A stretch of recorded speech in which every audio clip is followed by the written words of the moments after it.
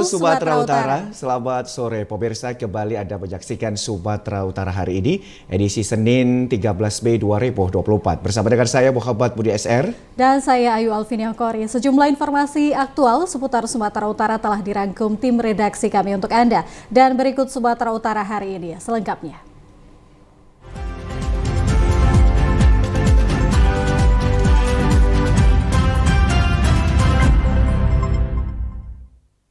Pemirsa, informasi sore ini diawali dari KPU Kabupaten Serdang Bedagai yang mengalami sengketa permohonan pembatalan penetapan Komisi Pemilihan Umum dalam perkara perselisihan hasil pemilihan umum atau PHPU atas nama Edita Zahara, calon legislatif dari Partai Demokrat ke Mahkamah Konstitusi. Hal tersebut dibenarkan Komisioner KPU Sergai, Muhammad Sofyan. Dijelaskan berdasarkan surat dari DPP Partai Demokrat, permohon atas nama Edita Zahara, calon legislatif Partai Demokrat Daerah Pemilihan 4, nomor urut 3, dan termohon dalam hal ini KPU RI dan KPU Serdang Bedagai melakukan penambahan suara kepada calon anggota legislatif dari Partai Demokrat nomor urut 2, Dapil 4 atas nama Sukadame Julius Saragi. Sebanyak 116 suara dan mengurangi suara pemohon sebanyak 90 suara, sehingga pemohon merasa dirugikan.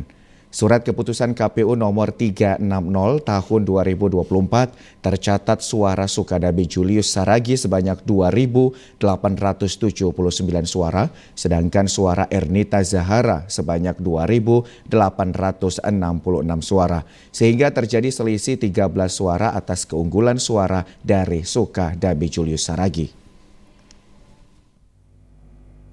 Mahkamah Konstitusi mengeluarkan nomor register perkara dengan nomor 164 dengan pemohon atas nama saudari Edita Zahara SKM, yaitu caleg Partai Demokrat nomor urut 3 yang menyatakan pokok permohonannya bahwa KPU Serdang Bedagai dikatakan melakukan penambahan suara untuk caleg nomor 2 Partai Demokrat Daerah Pemilihan Serdang Bedagai 4. Muhammad Sofyan menambahkan akan mengikuti segala bentuk perkara yang sedang berjalan di Mahkamah Konstitusi perihal PHPU yang disampaikan pemohon Edita Zahara. Sementara itu, masa pendaftaran dan penerimaan berkas dukungan untuk bakal pasangan calon perseorangan telah berakhir 12 Mei 2024. Namun pada menit terakhir sebelum pendaftaran ditutup, KPU Kota Binjai menerima pendaftaran 1 berkas dukungan bakal calon perseorangan. Pasangan bakal calon perseorangan yang mendatangi kantor KPU Kota Binjai di menit akhir penutupan pendaftaran adalah Muhammad Rashidin dan Akhyar Siregar.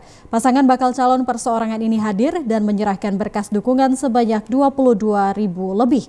Kedatangan balon pasangan perseorangan ini didampingi sejumlah tim sukses dan diterima Komisioner KPU Kota Binjai serta disaksikan Ketua Bawaslu Kota Binjai. Sesuai dengan aturan yang ada bahwa pasangan bakal calon perseorangan di Kota Binjai ini harus menyerahkan sebanyak 21.500 lebih dukungan warga dan sudah diinput ke dalam aplikasi Silon. Namun penginputan data ke aplikasi Silon terkendala hingga akhirnya Kota Binjai belum bisa memutuskan apakah pendaftaran diterima atau tidak. Sementara waktu pendaftaran sudah habis. KPU Kota Binjai kemudian melakukan koordinasi dengan KPU RI terkait kendala yang terjadi.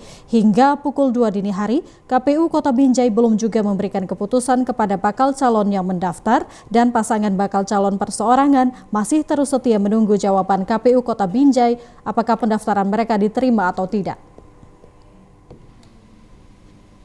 Sebanyak 1.475 orang pendaftar sudah masuk ke aplikasi Siakba untuk panitia ad hoc PPS tingkat desa di Serdang Bedagai. Selanjutnya akan dilakukan seleksi administrasi dan tahapan lainnya. Komisioner KPU Bidang SDM Liston Saragi menjelaskan, sesuai dengan ketentuan para pendaftar akan dilakukan seleksi administrasi dan pada tanggal 14 hingga 18 Mei 2024 dilakukan tes CAT tahapan seleksi PPK yang saat ini sedang menunggu pengumuman untuk 5 besar terpilih. Sementara kebutuhan PPS di Serdang Pedagai sebanyak 729 orang yang terbagi dalam 243 desa. Proses seleksi dan tahapan yang harus dilalui saat ini adalah seleksi administrasi berupa KTP yang bersangkutan, ijazah, serta dokumen lainnya. Liston menambahkan proses seleksi PPS ini akan terus dimonitoring hingga tahap akhir sehingga lahir anggota PPS yang mempunyai integritas tinggi serta tidak berafiliasi kepada orang tertentu dan partai politik. Tepatnya 1.475 orang. Nah, cuman yang nanti tidak sepenuhnya berhasil ini melakukan ambil, mungkin persoalan lain-lain, tapi angkanya sekitar itu. Nah, terkait ini hari ini mereka itu harus terakhir mendaftar nanti malam jam 12. Iya. Tetap dilakukan seleksi CAT nanti. CAT nanti akan kita selenggarakan nanti tanggal 14, 15, 16, 17, dan 18. Berarti seleksinya sama seperti PPK juga ya? Kurang lebih sama, kita pakai komputer, apa semua tidak seleksi pakai manual. Komisi Pemilihan Umum Kabupaten Toba telah menerima dokumen persyaratan dukungan dari 2 bakal pasangan calon perseorangan untuk mengikuti kontestasi Pilkada 2024 mendatang.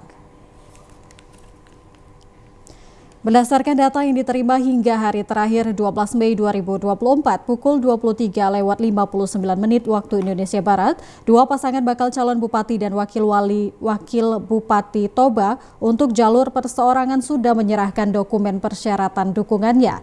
Ketua KPU Kabupaten Toba Sugar Fernando Sibarani menjelaskan, data dokumen tersebut langsung diserahkan oleh ketua bacalon yang diterima pihak komisioner KPUD Toba dan langsung melakukan perhitungan data dokumen yang telah diserahkan sesuai dengan jumlah yang diajukan masing-masing bacalon.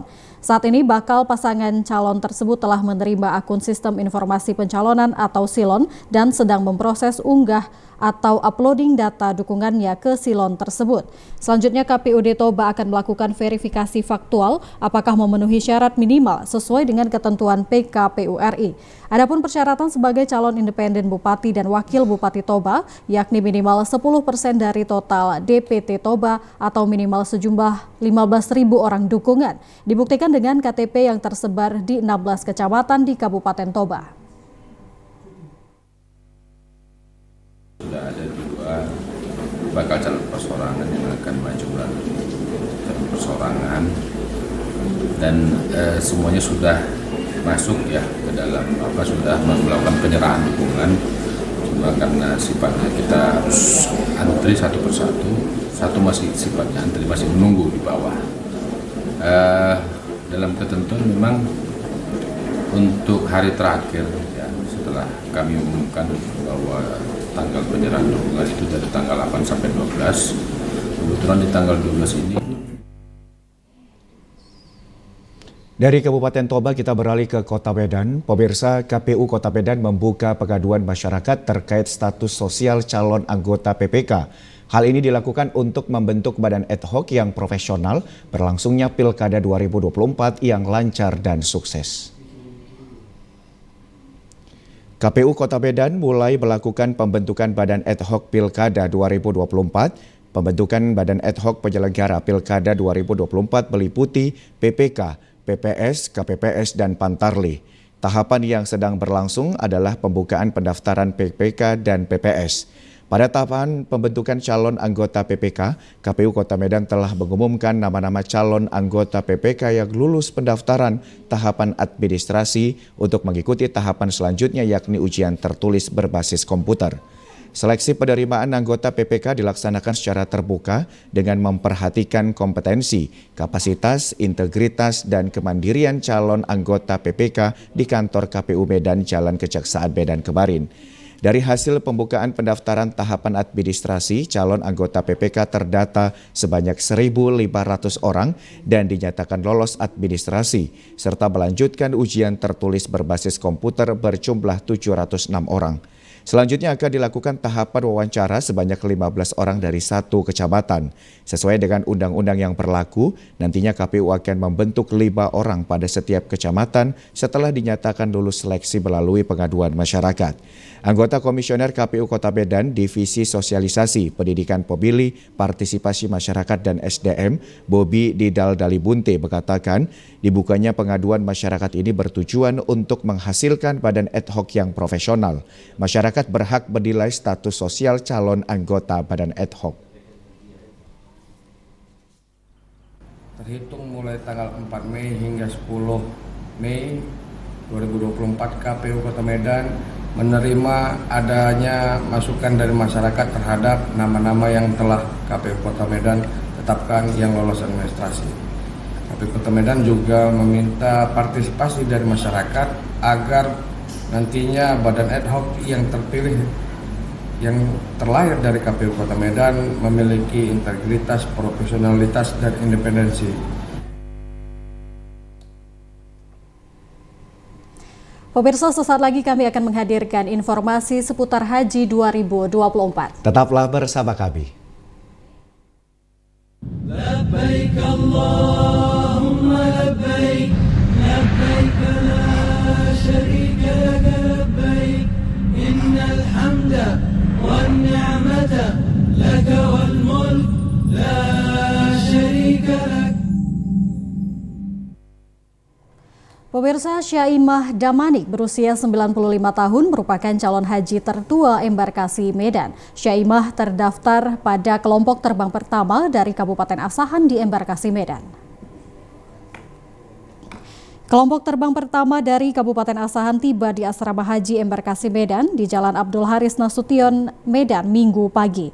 Kelompok terbang pertama ini berjumlah 360 jamaah, termasuk jamaah tertua calon haji di Sumatera Utara pada tahun 2024. Setibanya di Asrama Haji, jamaah turut mengikuti pemeriksaan kesehatan dan perlengkapan identitas haji. Kepala Kantor Wilayah Kementerian Agama Sumatera Utara Ahmad Kosbi Nasution saat menerima kedatangan jamaah kelompok terbang pertama mengatakan untuk jamaah laki-laki sebanyak 142 orang dan jamaah perempuan sebanyak 218 orang. Sementara jamaah haji Kabupaten Asahan tahun 2024 nantinya akan ditempatkan di wilayah Syisyah Sektor 3, Maktab 3, 31 Hotel Remains House untuk jamaah calon haji tertua dari embarkasi Medan berusia 95 tahun. Jamaah calon haji tertua tersebut bernama Syaimah Damanik asal Kabupaten Asahan. Untuk kategori jamaah lansia di kelompok terbang pertama ini berjumlah 120 orang dengan kelompok umur mulai dari 65 tahun ke atas. Ibu Syaimah Damanik usia 94, Asahan juga. Jadi paling tua kita berangkatkan tahun ini yang laki-laki 93, yang perempuan 94, asal Asahan. Nah, termuda nanti dari Medan 18 tahun, baik laki-laki atau perempuan. Muhammad Fikri Al-Farisi yang laki-laki, Salwa Ar-Royan yang perempuan 18. Kementerian Agama Sumatera Utara mendata jamaah calon haji tahun 2024 berjumlah 8.624 jamaah yang terbagi pada 25 kelompok terbang. Jamaah calon haji termuda bernama Muhammad Fikri Al-Farizi asal Kota Medan akan berangkat ke Mekah pada kelompok terbang kedua. Pemirsa, Kementerian Agama membuka peluang kepada keluarga yang akan mendampingi jamaah haji lansia. Hal ini dibolehkan dengan catatan pada saat pelunasan tahap pertama masih terdapat kuota jamaah dan biaya haji bagi pendamping wajib dibayar secara mandiri. Indonesia mendapatkan kuota 241.000 jamaah di musim haji 2024. Jumlah tersebut setelah pemerintah mendapatkan tambahan 20.000 jamaah haji dari pemerintah Arab Saudi di luar kuota normal sebanyak 221.000 orang. Dari kuota tersebut, Provinsi Sumatera Utara akan memberangkatkan jamaah calon haji tahun 2024 sebanyak 8.624 jamaah yang terbagi pada 24 kelompok terbang. Dari total keseluruhan, ada sebanyak 416 calon haji lanjut usia akan diberangkatkan dari Sumatera Utara, di mana kelompok terbang pertama dari Kabupaten Asahan memasuki asrama haji embarkasi Medan di Jalan Abdul Haris Nasution, Medan, Minggu pagi. Kelompok terbang pertama ini berjumlah 360 jamaah dengan jamaah laki-laki sebanyak 142 orang dan jamaah perempuan sebanyak 218 orang. Salah satu jamaah warga kisaran Kabupaten Asahan bernama Satiem yang diberi kesempatan mendampingi orang tuanya yakni Paina sangat senang dengan kebijakan pemerintah untuk jamaah calon haji lansia.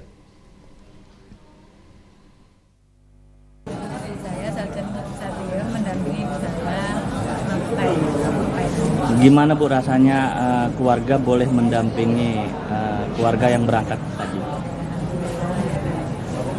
Senang Pak, karena dapat rezeki dari Allah diberangkatkan bersama teman-teman.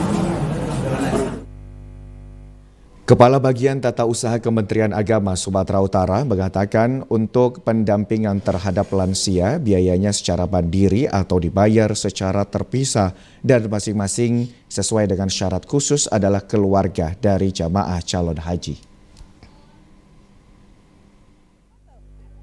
Ya, terkait dengan pendampingan lansia itu biayanya masing-masing.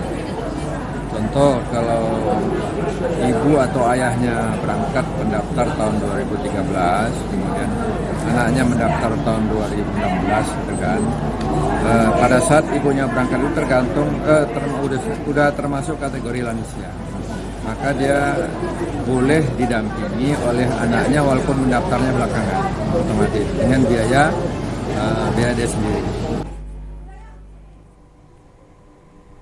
Pemirsa, sebanyak 360 calon jamaah haji Sumatera Utara 2024 kloter 1 asal Kabupaten Asahan telah diberangkatkan ke Madinah pada pukul 12 siang dan diperkirakan akan tiba di Arab Saudi pukul 20 waktu setempat. Sebuah jemaah kloter 1 asal Kabupaten Asahan berangkat sebanyak 360 orang sudah termasuk petugas haji. Ratusan jemaah haji pemberangkatan gelombang pertama ini terdiri dari 177 laki-laki dan 183 perempuan. Seluruh jemaah yang sudah terdaftar di kloter 1 ini berangkat dan tidak ada yang tertinggal serta sehat walafiat. Terkait dengan molornya atau delay waktu penerbangan, menurutnya sudah diinformasikan sebelumnya. Hal ini sebenarnya hanyalah perubahan jadwal dari pihak Garuda dan pihak penyelenggara haji hanya mengikuti saja alur yang diberikan. Hal ini bukanlah faktor kesengajaan namun hanya tertib parkir pesawat di Madinah. PJ Gubernur Sumut Hasanuddin mengatakan pemberangkatan jemaah haji kloter pertama di tahun 1445 Hijriah 2024 ini berjalan dengan baik yang dimulai dari proses penerimaan di asrama haji hingga pemberangkatan dari Bandara Kuala Namu.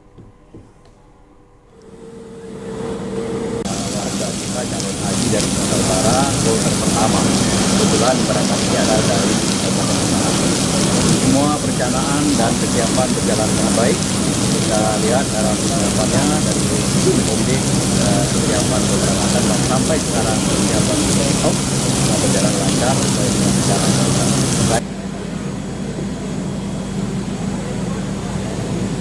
Diiringi dengan kumandang azan dari petugas haji Kanwil Kemenak Sumut dan semoga tiba dalam kondisi sehat serta menjadi haji mabrur. Dalam mendukung kelancaran keberangkatan jamaah haji yang akan melaksanakan ibadah ke Tanah Suci tahun 2024, Pertamina memastikan ketersediaan aftur di Bandara Kuala Namu aman dan mencukupi. Bandara Kuala Namu menjadi pilihan utama sebagai bandara embarkasi dan menjadi lokasi transit untuk penerbangan haji dari sejumlah bandara di Indonesia menuju Jeddah dan Madinah. Sebanyak 269 penerbangan di Bandara Kuala Namu Deli Serdang menjadi embarkasi haji tahun 2024 sehingga Pertamina Patra Niaga menyiapkan pasokan aftur yang cukup dan aman di terminal pelayanan bahan bakar. Untuk pelayanan penerbangan haji 2024 di Bandara Kuala Namu, dikatakan Humas Pertamina Patra Niaga Sumpagut Susanto August Satria diprediksi akan mengalami peningkatan yang signifikan dengan volume aftur sekitar 47% dibandingkan sebelum kondisi pandemi COVID-19 atau tahun 2019 lalu. Selain memastikan pasokan aftur terjaga bagi maskapai penerbangan, PT Pertamina juga turut memastikan aspek keselamatan kerja dan peralatan yang aman dengan baik. Dalam upaya mewujudkan hal tersebut, dipastikan kondisi kesehatan pekerja yang bertugas diperiksa terlebih dahulu dan dilakukan pemeriksaan perangkat peralatan pendistribusian BBM secara rutin. Untuk kelancaran operasional, Pertamina Patra Niaga Regional Sumpagut juga telah melakukan koordinasi dengan berbagai pihak, diantaranya maskapai, angkasa pura, pemerintah daerah maupun lembaga terkait untuk turut serta mensukseskan pelayanan ibadah haji 2024 berjalan dengan baik dan sukses.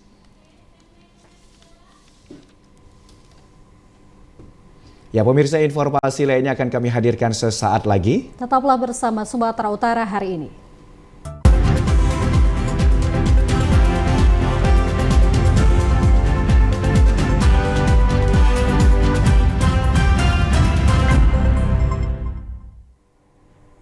Terima kasih pemirsa, Anda kembali bersama kami. Pemirsa, kecelakaan kereta api kembali terjadi di Kota Tebing Tinggi pada Minggu sekitar pukul 23 waktu Indonesia Barat. Kali ini korbannya seorang remaja warga Jalan Pulau Buruh, Kelurahan Tualang, Kota Tebing Tinggi. Akibat peristiwa ini jasad korban sempat terseret sejauh 100 meter dari lokasi kejadian. Korban Budi Alan Kesumba, usia 17 tahun, terlindas kereta api penumpang Siantar Ekspres U80F jurusan Tebing Tinggi Pematang Siantar, tepatnya di Jalan Pulau Belitung, Kelurahan Tualang, Kota Tebing Tinggi. Korban diduga kelelahan dan tertidur di bantaran rel kereta api.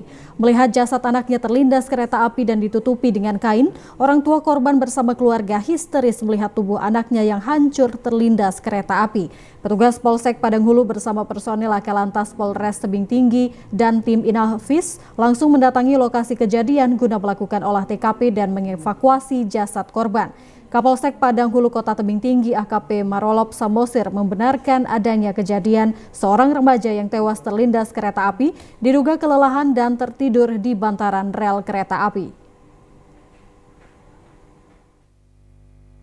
Ya, kita menerima ada laporan pengaduan dari masyarakat bahwasanya ada seorang warga ditabrak kereta api, di mana warga tersebut menurut informasi sedang baring-baring di bantalan rel kereta api, sehingga pada saat lewat rel kereta api menuju Siantar, si korban tidak mendengar suara kereta api sehingga terlindas. Jasad korban selanjutnya dibawa petugas ke Rumah Sakit Bayangkara Kota Tebing Tinggi guna dilakukan visum. Pemirsa, aksi percobaan pencurian sepeda motor terjadi di depan sebuah klinik kecantikan di Kota Medan. Dalam aksinya, terduga pelaku yang berjumlah 2 orang ini sempat hendak mencuri motor yang terparkir, namun berhasil digagalkan karyawan klinik. Dalam aksinya yang terekam CCTV, terduga pelaku yang berjumlah 2 orang ini datang menggunakan sepeda motor dan langsung menghampiri motor yang sedang terparkir. Melihat kondisi sekitar sepi, pelaku langsung mencoba mencuri motor tersebut menggunakan kunci khusus. Beruntung karyawan klinik yang melihat aksi pelaku langsung bergegas menghampiri untuk mencegah pencurian tersebut. Merasa aksinya gagal, para pelaku langsung melarikan diri dan sebelum kabur salah seorang pelaku memukul karyawan tersebut. Gali, karyawan yang menggagalkan pencurian motor, menyebut sebelumnya dirinya melihat gerak-gerik pencurian dari layar monitor CCTV. Melihat ada motor yang akan dicuri, dirinya lantas berinisiatif untuk mencegah pelaku mencuri motor. Karena kami kan nggak ada yang jaga nih di depan, jadi gara-gara nggak ada yang jaga, kami masang monitor tuh di meja. Jadi ya sering-sering nengok kan. Nah kebetulan tiba-tiba datang laki-laki nih 2 orang, kok tiba-tiba langsung dia putar balik gitu kan. Udah curiga nih. Saya tengok bentar, begitu dia langsung udah jalan, terus saya suruh suruh videoin gitu kan, videoin. Begitu dia langsung ke sudut, saya langsung keluar, langsung saya teriak ini. Nah di situ saya nggak terpikir mau ngapain dia. Saya pikir cuma kendaraan pasien selamat. Makanya begitu saya kejar, saya tangkap jaketnya nggak dapat, dia mukul saya nih sampai berdarah dan kemarin. Udah habis itu saya tunjang lari, dia nggak.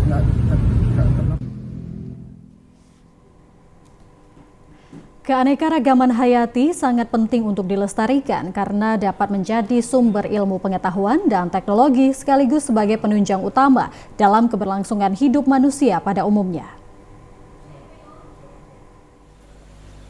Menjaga keanekaragaman hayati juga menjadikan ekosistem stabil, sekaligus menjaga dari kepunahan yang dapat merugikan bagi makhluk hidup, khususnya manusia. Keanekaragaman hayati bisa mendukung segala bentuk mata pencaharian dan penunjang kesehatan. Di Kabupaten Samosir saat ini berbagai keanekaragaman hayati dilindungi dari kepunahan sehingga tetap terjaga dan memberi dampak positif bagi masyarakat. Dinas Pertanian dan Ketahanan Pangan Kabupaten Samosir melalui Balai Benih Ikan menjaga dan membenihkan anak ikan emas khas Danau Toba, ikan cair, ikan pora-pora, dan ikan batak. Benih ikan ini akan diberikan kepada masyarakat yang dikembangbiakkan di kolam buatan dan terpal. Untuk menjaga agar keanekaragaman ikan yang ada di Danau Toba, Balai Benih Ikan Dinas Pertanian Samosir menabur benih langsung ke Danau Toba. Selain itu, salah satu tumbuhan yang juga dijaga agar tidak punah karena memiliki manfaat baik bagi kehidupan manusia, yaitu andaliman atau yang lebih dikenal dengan merica batak, karena populasi tumbuhan ini sangat identik di kawasan hutan Danau Toba. Salah satu jenis hewan yang juga sangat dijaga agar tidak punah, yaitu kambing Panarusan Samosir. Hal ini dilakukan guna menjaga ketahanan pangan dari aspek daging. Kadis Pertanian dan Ketahanan Pangan Kabupaten Samosir, Dr. Kuniur Gulto mengaku berbagai cara telah dilakukan oleh Dinas Pertanian untuk menjaga keanekaragaman hayati karena sangat bermanfaat bagi keberlangsungan hidup masyarakat di kawasan Pulau Samosir. Jadi ikan yang kita jaga di sini ada ikan ihan ataupun ikan batak dan ikan mas strain Toba, itu yang endemik di Kabupaten Samosir. Yang selain itu juga di Kabupaten Samosir ada beberapa tanaman, ada tanaman andaliman yang sangat khas. Sebagai andaliman batak, kami telah membantu masyarakat dan juga kelompok masyarakat perhutanan sosial dalam hal memberikan bibit dan menjaga mereka tanaman itu dari kepunahan. Karena yang selanjutnya di Kabupaten Samosir ada kambing yang sangat endemik dan itu satu-satunya kambing yang berada di dunia ini ada di Kabupaten Samosir, namanya kambing Panarusan, itu sudah dicatatkan oleh Kementerian Pertanian. Salah seorang masyarakat petani andaliman di Desa Salatonga-Tonga, Huta Siarson, Kabupaten Samosir, mengaku tanaman andaliman merupakan salah satu tumbuhan yang menjadi sumber mata pencaharian masyarakat Samosir karena sudah menjadi bumbu masak yang biasa digunakan masyarakat Batak. Meski merawat tanaman ini tidaklah terlalu mudah, namun jika Dinas Pertanian bersinergi dengan petani, maka populasi tanaman ini dapat dikembangkan dan dilestarikan. Ini budidaya yang dipertahankan untuk makanan khas orang Batak di Kabupaten Samosir. Dan enak dimakannya untuk bikin panggang atau arsik. Ini sangat berguna bagi untuk ketahanan tubuh, untuk menghangatkan tubuh. Dan untuk perawatan andaliman ini tidak bisa dipupuk pakai kimia dan tidak bisa terlampau bersih, harus pakai pupuk organik. Ketua Kelompok Tani Salaondolo, Dusun Merdeka, Kecamatan Ronggur Nihuta, Kabupaten Samosir, kelompok tani yang nyabina membudidayakan andaliman atau merica batak, mengaku tanaman andaliman sangat cocok dikembangkan di kawasan hutan sehingga memiliki pelindung dari terpaan sinar matahari. Ketua Kelompok Tani Lestari Widio Samosir mengaku menjadi petani andaliman memiliki kebanggaan karena dapat menjaga keanekaragaman hayati agar tidak punah. Inilah kelompok tani lestari Salaunduluk.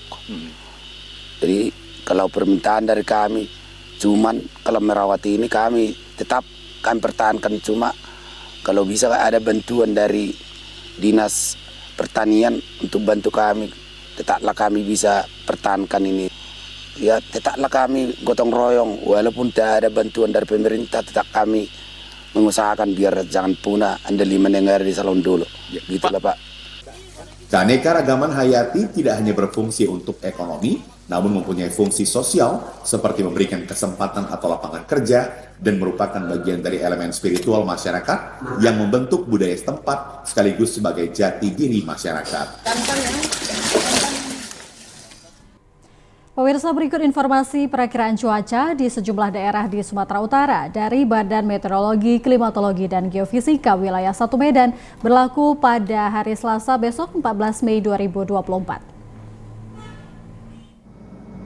Halo Sobat BMKG, senang sekali saya Putri Diana, Prakirawan Cuaca BBMKG Wilayah 1 Medan, akan menyampaikan informasi cuaca dan hotspot untuk wilayah Sumatera Utara untuk Selasa 13 Mei 2024. Pada pagi hari cuaca diperkirakan cerah berawan, sedangkan untuk siang hingga sore hari berpotensi hujan ringan hingga lebat di sebagian besar wilayah Sumatera Utara, di mana hujan lebat dapat terjadi di wilayah Dairi, Pakpak Barat, Humpang Hasundutan, Tapanuli Tengah, Tapanuli Utara, Tapanuli Selatan, Mandailing Natal, dan sekitarnya. Untuk malam hari diperkirakan terdapat potensi hujan ringan hingga lebat di sebagian besar wilayah Sumatera Utara, di mana potensi hujan dapat terjadi di wilayah Karo, Dairi, Simalungun, Asahan, Labuhan Batu Selatan, Pakpak Barat, Tapanuli Tengah, Tapanuli Utara, Tapanuli Selatan, Humpang Hasundutan, Sibolga, Tapanuli Tengah, Samosir, Toba, Mandailing Natal, Padang Lawas Utara, Padang Lawas, Nias, Nias Utara, Nias Selatan, dan sekitarnya. Serta untuk dini hari diperkirakan berpotensi hujan ringan di sebagian besar wilayah Sumatera Utara. Suhu udara berkisar 17 hingga 33 derajat Celcius dengan kelembapan udara berkisar 60 hingga 98%. Angin bertiup dari arah tenggara hingga barat daya dengan kecepatan 10 hingga 30 km per jam. Titik panas atau hotspot di wilayah Sumatera Utara pada pantauan tanggal 12 Mei 2024 tidak ada. Kami himbau kepada seluruh masyarakat untuk tetap waspada akan terjadinya potensi hujan dengan intensitas sedang hingga lebat yang dapat disertai petir dan angin kencang di wilayah lereng barat, pantai barat, dan pegunungan Sumatera Utara yang dapat menyebabkan banjir dan tanah longsor serta bencana hidrometeorologis lainnya. Demikian informasi yang dapat kami sampaikan. Semoga bermanfaat. Terima kasih dan sampai jumpa. Ya pemirsa, informasi dari BMKG tadi menutup perjumpaan kita pada program Sumatera Utara. Saya Muhammad Budi SR. Dan saya Ayu Alvin Yangkori. Terima kasih, selamat sore dan sampai jumpa.